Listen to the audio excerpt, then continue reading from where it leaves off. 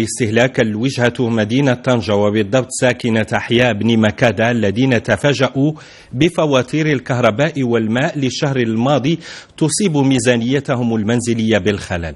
ارتفاع واضح ومبالغ ضخمة لا يجدون لها مبررا شافيا، حتى وإن كانت هي عملية تحصيل عداد تراكمت فيه الاستهلاكات لفترتين، ونظام الأشطر كذلك. روبورتاج فؤاد العزوزي ودريس الكون.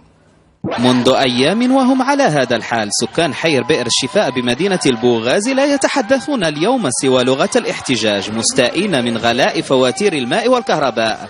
أسعار يقولون إنها ملتهبة لا طاقة لهم بتسديدها، حملتها فواتير شهري غشت وشتنبر الماضيين.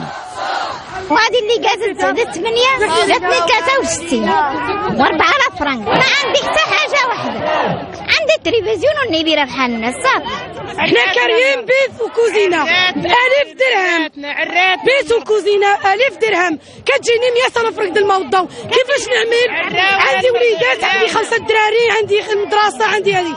بئر شفاء يوجد بتراب مقاطعة بن مكادة الآهلة بالسكان الذين يطالب المئات منهم بمراجعة فواتير بعضها توصف بالخيالية.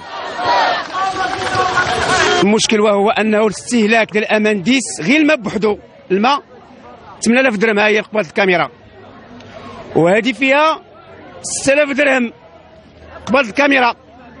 واش هذا يتقبلوا العقل؟ واش كاين شي واحد في العالم فيك ما بغى يكون النوع ديالو كيخلص هذا المبلغ؟ كنطالبوا بمراجعه الفواتير حاليا. النقطه الثانيه هي الغاء الاشطر، كنعاودوا نكرروها الغاء الاشطر لان فيها كاين اللعب.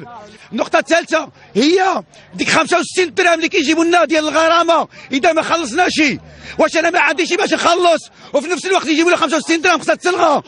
اتصلنا بأمنديس الشركة المفوضة بتدبير الماء والكهرباء بمدينة طنجة، فحددت موعدا للرد على مطالب السكان، إلا أنها تراجعت عن ذلك، علما أن المشكلة الأساس حسب البعض يكمن في الاعتماد على التقديرات الجزافية دون الرجوع إلى العدادات، مما يتسبب في التهاب الأسعار التي تثقل كاهل المستهلك.